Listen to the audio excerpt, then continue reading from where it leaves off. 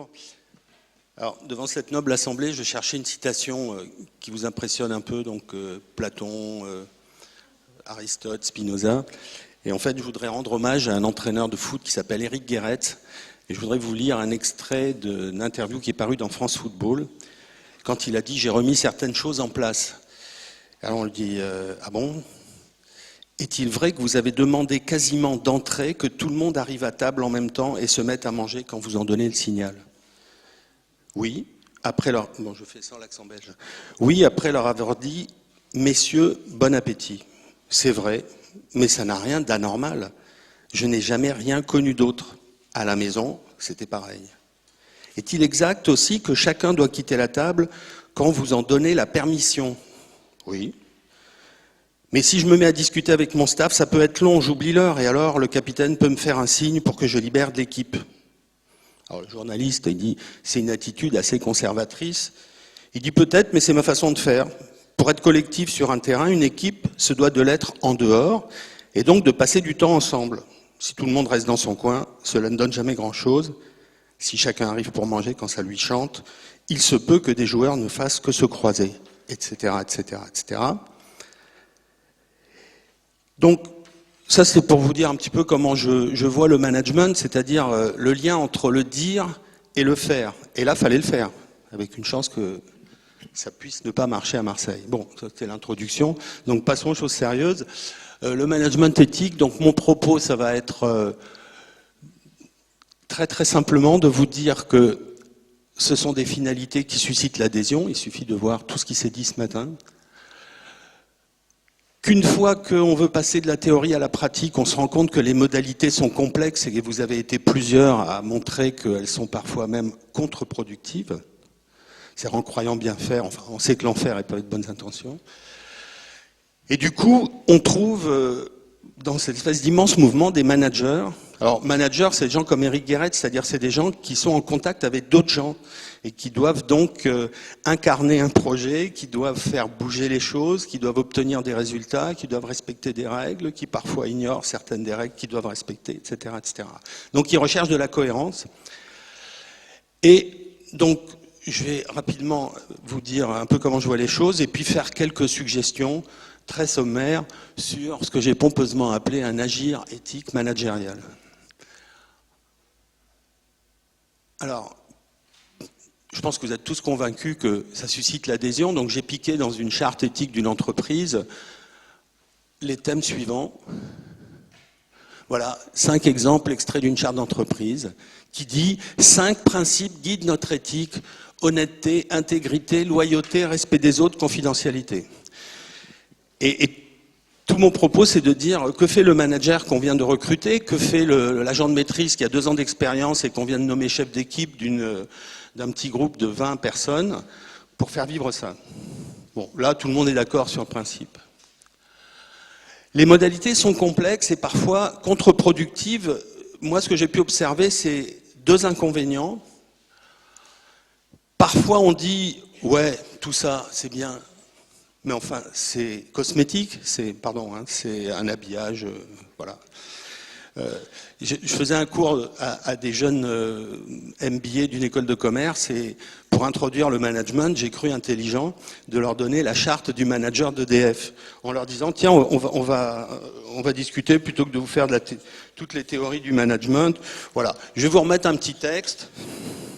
Ah, c'est pas compliqué, c'est ce que Rousselet a présenté en 2000 ou en 2001 à Bercy, et là-dedans il y a la charte du manager, c'est un leader qui incarne la stratégie du groupe, un animateur d'équipe qui mobilise ses collaborateurs et un décideur responsable de la performance.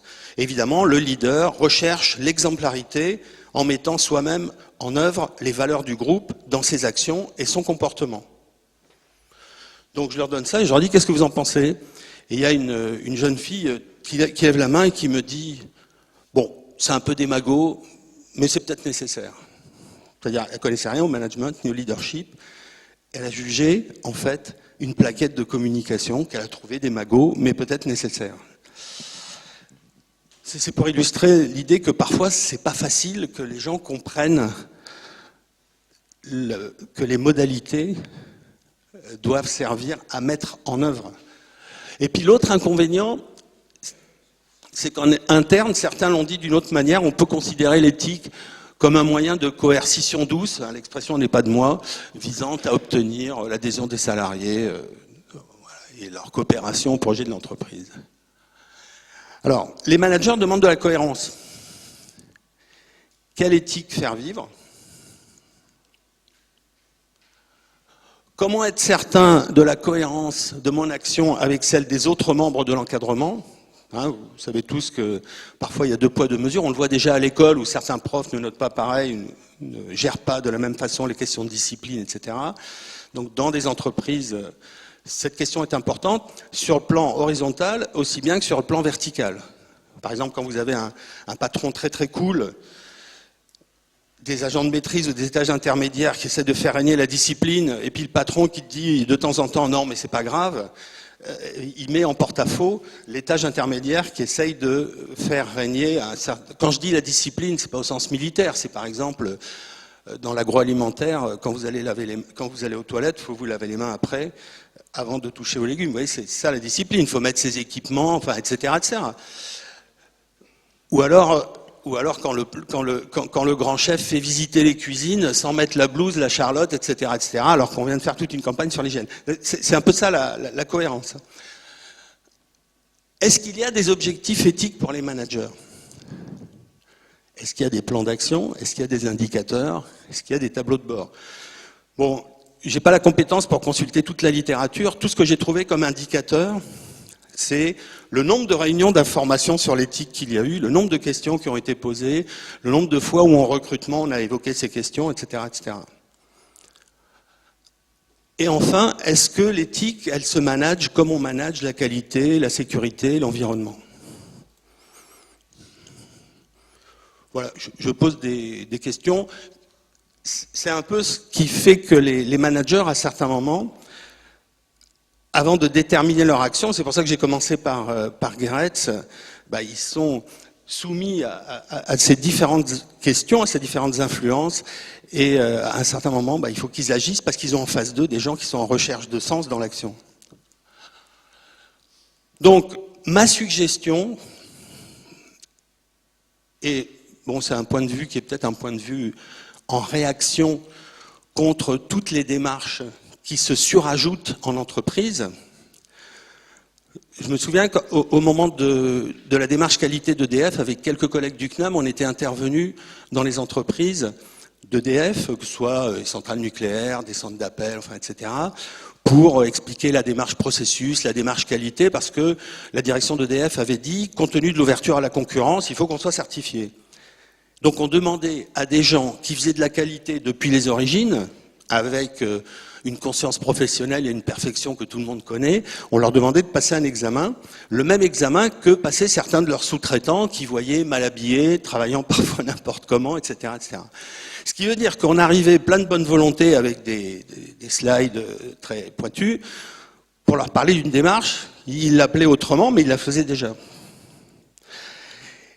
Et puis, il y a un gars qui m'a tapé sur l'épaule, il m'a dit « Non, mais c'est bien ton truc, mais la semaine dernière, on avait le gars de la sécurité qui est venu nous faire le même speech, et la semaine prochaine, ça va être le gars de l'environnement. » Et donc, d'un seul coup, je me suis dit, finalement, pour le manager sur le terrain qui doit faire tourner une activité avec des hommes et des femmes qu'il faut former, motiver, recadrer de temps en temps, etc., etc., comment on est perçu quand on arrive avec un discours même bien formaté?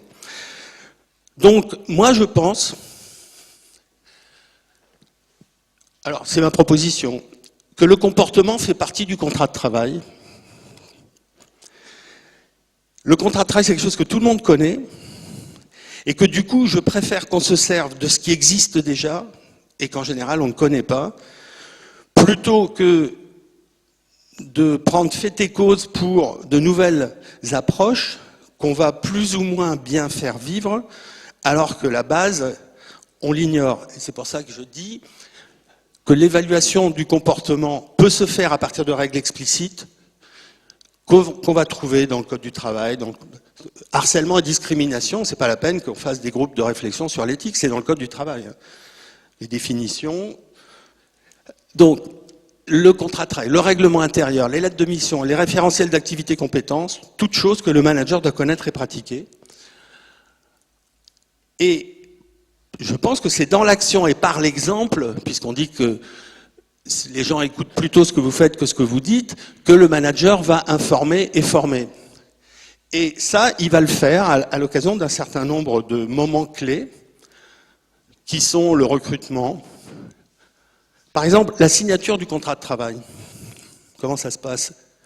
Alors vous allez me dire, aujourd'hui, on a de moins en moins de temps. Mais c'est, tiens, tu iras signer ton contrat de travail au service du personnel. Ou alors, le règlement intérieur, bah, tu peux aller le consulter à tel endroit. Alors que le contrat de travail, normalement, c'est les droits et les devoirs, on explique, c'est un moment un peu solennel, où il faut dire, ben voilà, pourquoi on t'a recruté, voilà ce qu'on attend de toi, voilà ce qu'on va t'apporter, voilà ce qu'on veut que tu nous apportes, et sans faire de grands discours, c'est le moyen de rappeler un certain nombre de règles.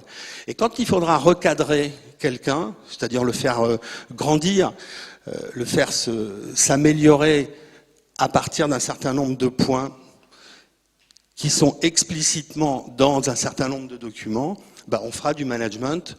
Et du coup, bah, l'éthique, elle se glisse là-dedans, pour moi.